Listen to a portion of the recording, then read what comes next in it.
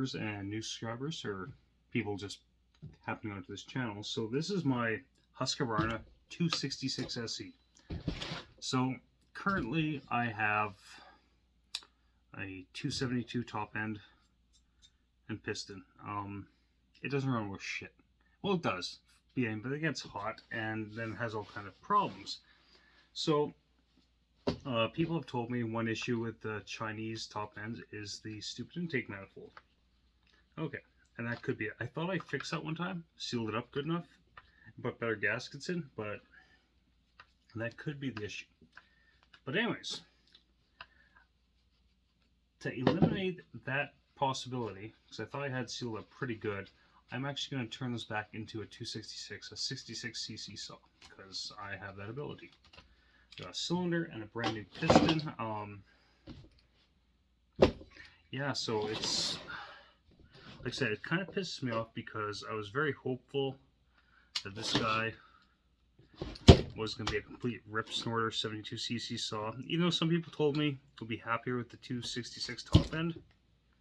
And at this point, yeah, that's exactly what I am thinking. I might get a new muffler for this guy too, because these studs are fucked, like right fucked.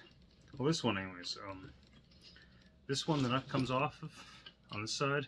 This one the whole stud comes out. Maybe I'll soak them in PV Blaster or WD-40 or something, because it's kind of silly. It should not be that way. But anyways, yeah, so I didn't want to change this back because I mean, I had the muffler off on this thing, and the piston and cylinder looked fucking great. Looks like there's nothing wrong with them, in fact. So all the issues are here, I think, because I can't see how the piston or cylinder would be causing any issues. Having said that, who knows? Maybe but it runs fine till it's hot. It could be the tank vent, but I've seen it venting. You know, just in the right kind of way. Who knows? I need vice grips. Vice grip hole. Knockoff vice grips from Canadian Tire.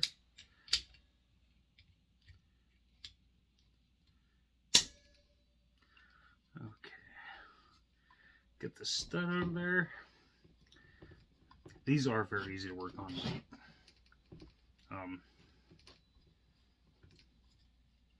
I have had no issue working on these things. I might look at getting that because this is like the old style muffler. You get the newer one that's. I might do a muffler mod on it anyways. Why not? Okay, so what else? Got to pop that out of there.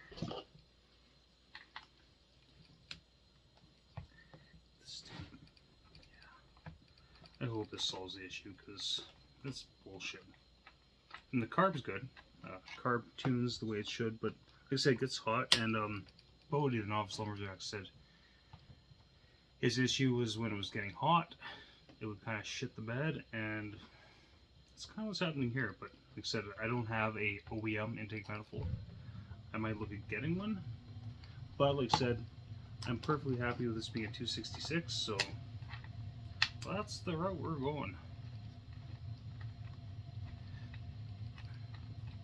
They're so flippin' easy to put on. Get this fucking choke out of the way. Bloop. Butt choke. Choke can stay in there, I guess.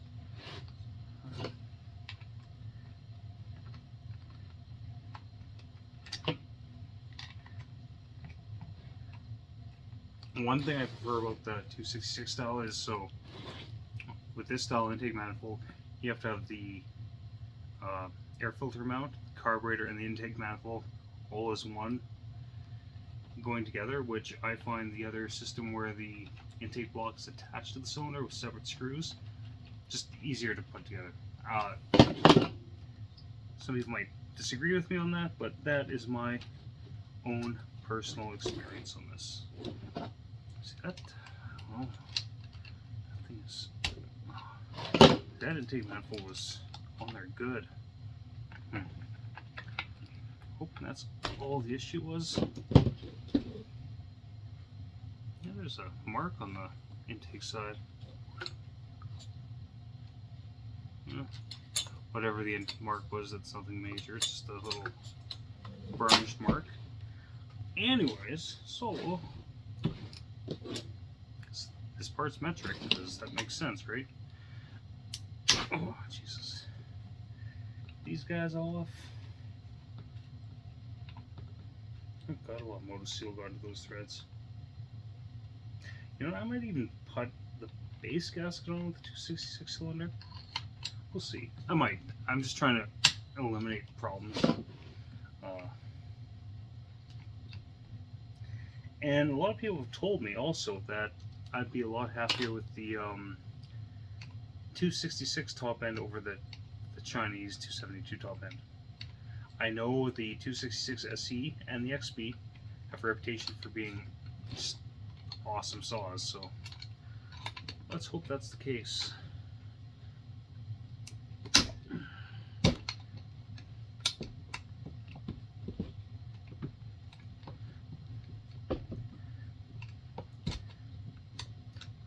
Stupid top handle off because it's gonna get in my way. I think I had to do this last time too. Which actually that's going to be the same because the 162 SE I have, I'm going to put a new ring in it. Its compression is at 160, or sorry, should be drinking today. The compression's at 150, and Evan told me that it's not bad, but it's not great either. Like, it's because the piston and cylinder look great, it's probably just worn down from years and years of use, which does happen. Use a saw, the ring's gonna wear in.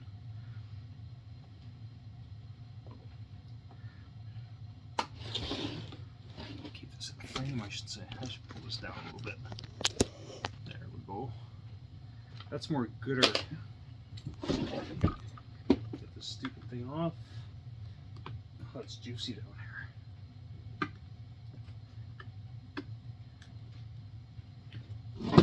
Even this saw, I mean, like the bottom side doesn't look like it had a ton of use. I don't know, it's hard to tell. You never know. If people transported their saws and stored them in good, in proper ways, you wouldn't see much wear, would you? Or maybe this tank and handle assembly has been replaced. All those things where you just don't know. But this saw is a bit of Franken saw. I would, if anyone has a proper top cover for a 262 SE and they want to sell it to me, let me know. Because I hate this fucking Chinese thing that's, we won't get into why it pisses me off, but it does, because it's not the proper one. It's probably off enough, maybe. Should be alright, like that.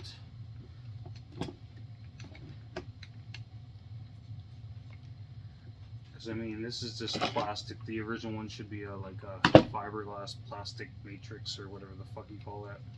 Zach knows. He was talking about it the other day. There's a name for it with a number.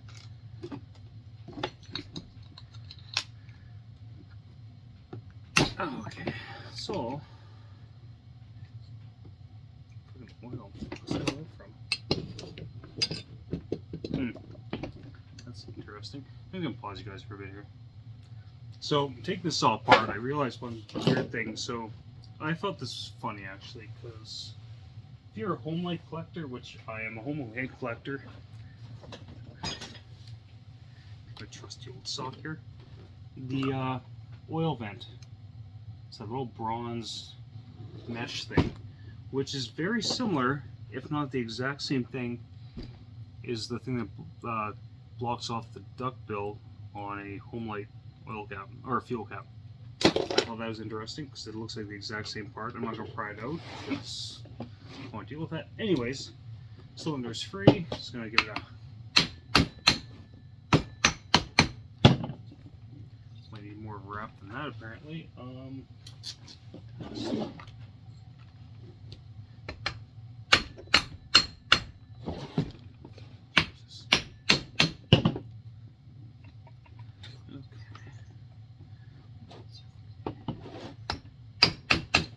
happy if most of the motor seal is on the cylinder. That makes me happy. This thing's not wanting to come up.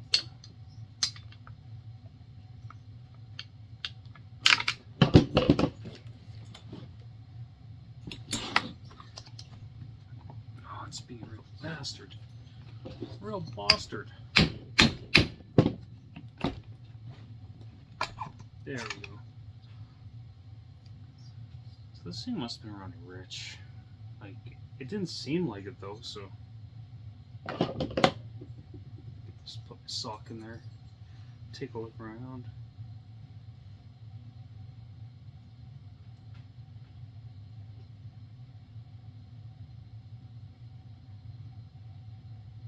Yeah, I don't know. Like, everything in here looks fine. There's nothing. And it looks, it's 100% really. There's a lot of.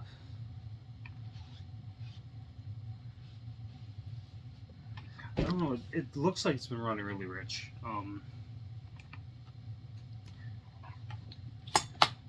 But at the same time, it didn't. Let's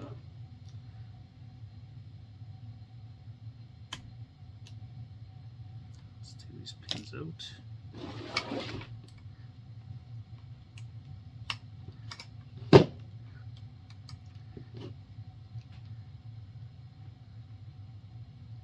So when it comes down to it, I don't know why this thing wasn't running good, because I mean, I don't think it's anything with the piston and or cylinder. Where'd that fucking clip go? Oh, down there. It's allowed to go down there.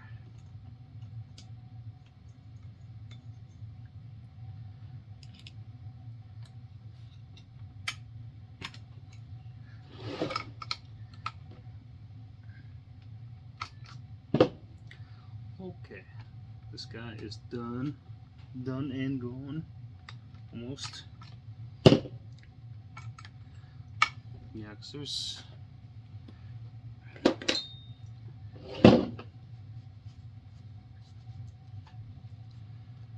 there's nothing wrong with this piston, there's nothing wrong with the cylinder. Having said that, looks like there's slightly uneven wear. There's lots of compression, so I mean, I'm not too worried about that, because. And most of the motor seal ended up there, which is good. Fuck, do I love motor seal? What a great product. So, anyways, I have a brand new 266 piston, because the old one was a little.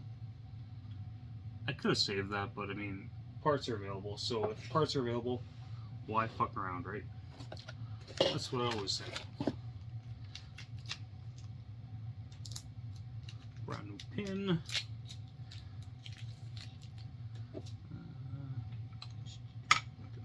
Go in there.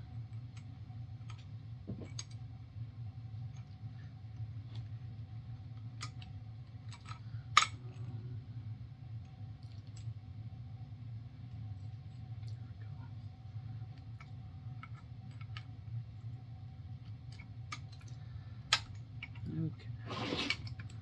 I'm trying to reuse the old pins because sometimes these get fucked up, so it's nice to keep the new ones when you can. I don't know why I didn't put this side in first, where the piston went in, but if you've worked on home lights that have this stupid little split pin inside, those are a real son of a bitch to work on. I usually like my pins like this because these are much better, because those home light pins I cannot find inside snap ring pliers small enough to actually get those out. So I'm kind of like going in there with like tweezers and a scratch roll, just trying to pinch the points together. But oh, that went really easy. That went almost too easy. Somewhere in here, I got a game of 3 piston rings. That's pretty optimistic. Whatever.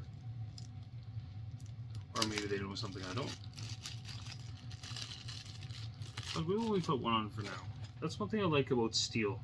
Even though I'm not a big steel fan, I like the fact that their cylinders, their pistons have 2 rings. Why? Because I've had lots of old home lights have crazy good compression, run like crazy, but when I took them apart, the top ring landing had collapsed and that actually trapped the ring. But there's another ring, so the compression is still perfectly adequate. It's almost like a backup, like a redundancy. I understand there's more friction and more power loss from friction, but at the same time, there's nothing wrong with some redundancy. Okay, so we got the 2066 cylinder here.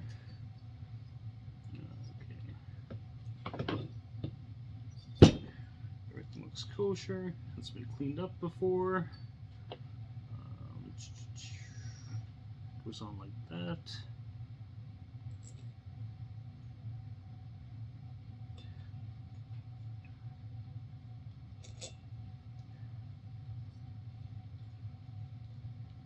I was actually supposed to send this cylinder to the States. I kind of feel bad, but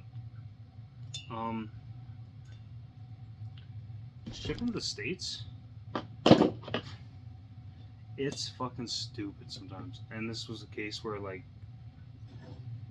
have, you know, a 6" by 6" by 6" box going to the States, and they want to charge me $58 Canadian to send it there. Like I said, I feel bad I didn't get it sent down there, but holy fuck, that was expensive. Like, no, my pockets aren't that deep. I mean, I like to help people out, but at the same time, fuck. You know, and that bugs me, because Canada and the United States, we're neighbors. Socially, we're pretty much all the same. I mean, you get, if you go further down south in the States, people are a little different, but still, we're all the same, basic same values and shit like that. And both Christian countries, if you believe in that kind of bullshit, but it's just one of those things that, like, why? Why is it so expensive to ship stuff to our brothers in the States? Maybe someone has the answer? I don't. Seems like bullshit. Found an e-skit.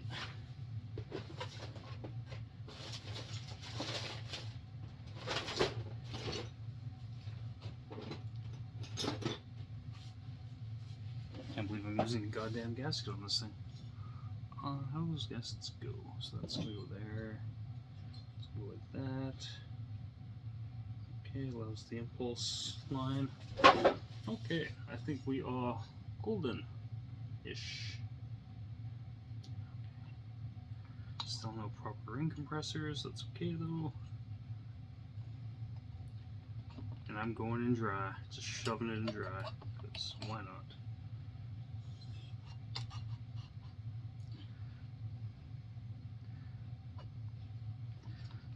And make sure the gasket lines up. So usually I do gasket delete, and in a lot of ways that's a lot easier because you don't have to worry about this gasket lining up or not. It's kind of stupid actually.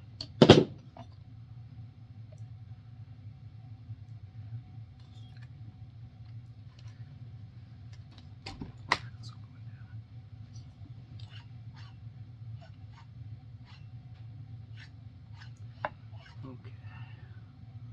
You stay in place, gasket. I'll bring the cylinder down too.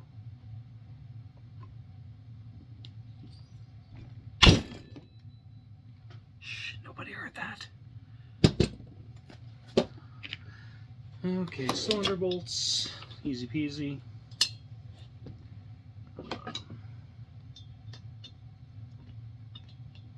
These are so much easier to work on, like old home lights and old Pioneers and shit like that. Like, you get these people that are like, oh my god, fucking Pioneers, home lights, I'm gonna pour them. It's like, fuck that. Like, seriously, fuck that. Why are you, oh, fuck me.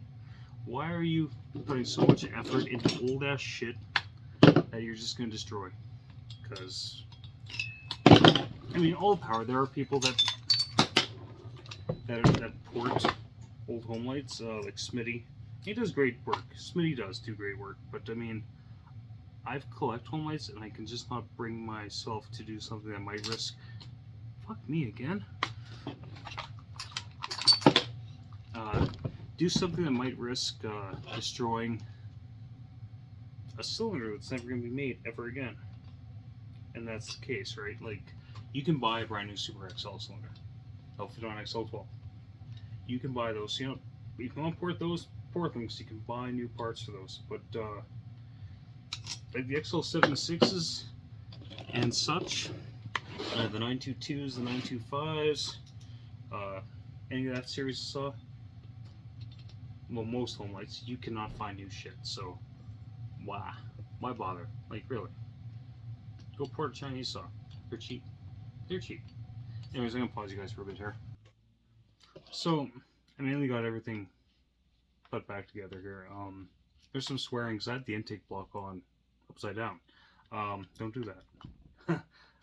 So one thing I could say, like the 266 design compared to like the 268, 272, I actually prefer where the intake block is bolted to the cylinder independently of the carburetor and the air filter intake. It leaves less area for air leak, in my opinion. I don't know if you have a difference of opinion. That's fine, but I mean, I'm not too savvy with the Husqvarna saws, so it's just my personal observation. So this thing's dry, cylinder's dry. And do a quick compression test just for the hell of it, right? Oh.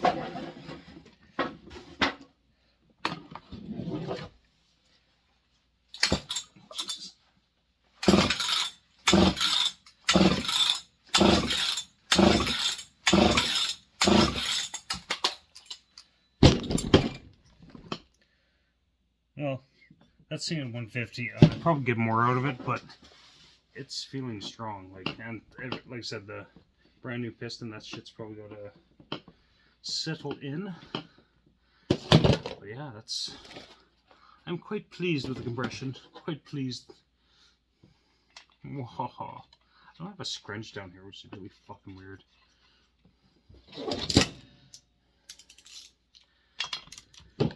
It's summer. I'm probably doing most of my shit outside. That thing's got crazy compression. And as she breaks in, I'm sure it'll get more. So I'm gonna leave it at this stage for now because I do have shit to do.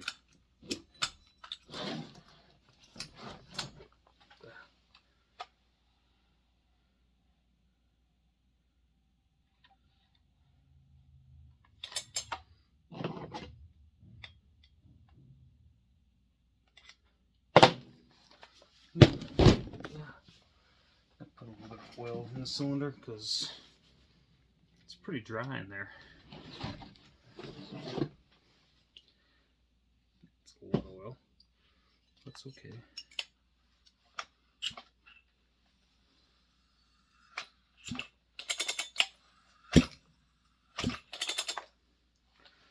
Okay. So this saw is once again a Husqvarna 266 SE. The pistons from a 268 because I heard they're better. Anyways, take it easy, YouTube. That's it for now. I'll get this running this weekend. I'm busy the next few nights.